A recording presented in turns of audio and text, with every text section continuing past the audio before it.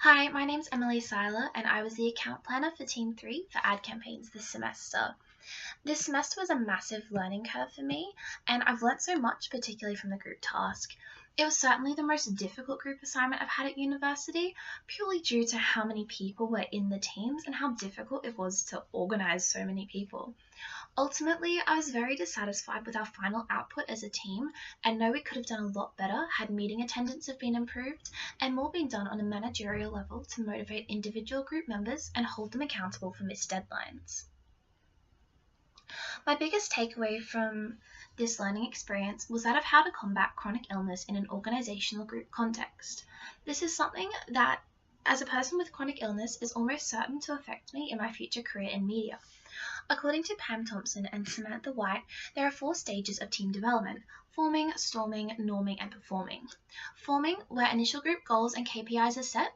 Storming, where group members test boundaries for what actions will and won't be tolerated. Norming, where accepted behaviours from the storming stage become routine and accepted.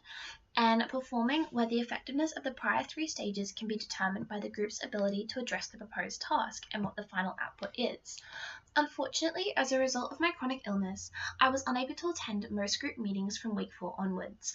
In the forming stage, we had decided that there was a Friday evening meeting for the regular class time each week, and this was non-negotiable. Anything beyond this was just a bonus.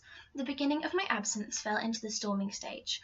My lack of attendance was then echoed by other group members to the point that meetings were often cancelled, including our non-negotiable Friday evening ones. According to McGonagle and Farrell 2013, chronic illness still carries the burden of stigmas in the workplace. Chronically ill people with invisible illnesses such as my own are regularly viewed as lazy and uncommitted in the workplace as a result of absence, even though this is beyond their control.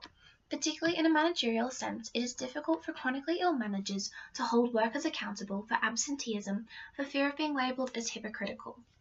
I believe it was this shame and fear that hindered me from approaching our account manager about this widespread problem earlier.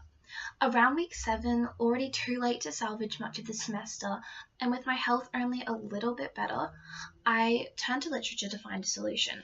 The process model of constant negotiating is a theory and framework developed by Joanne Smith-Young, Shirley Solberg, and Alice Gaudine for how to manage chronic illness in a workplace.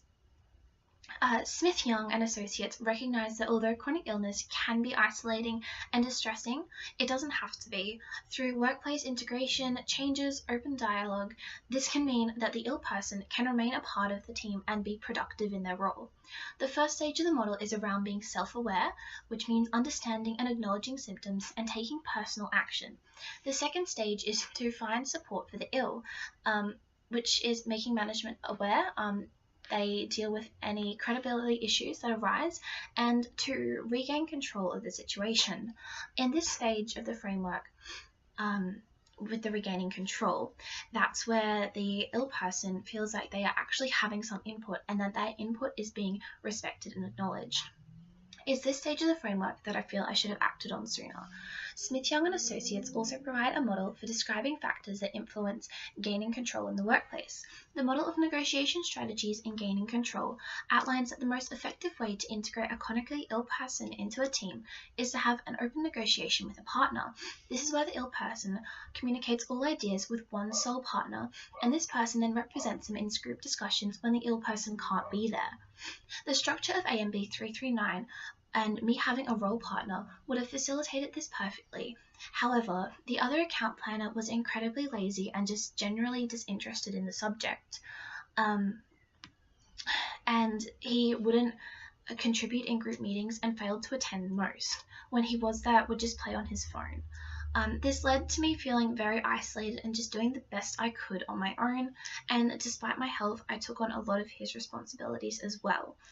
An open and supportive dialogue was not established between myself and the account manager until week 8, but as discussed, this came very late in the semester and placed my group significantly behind schedule.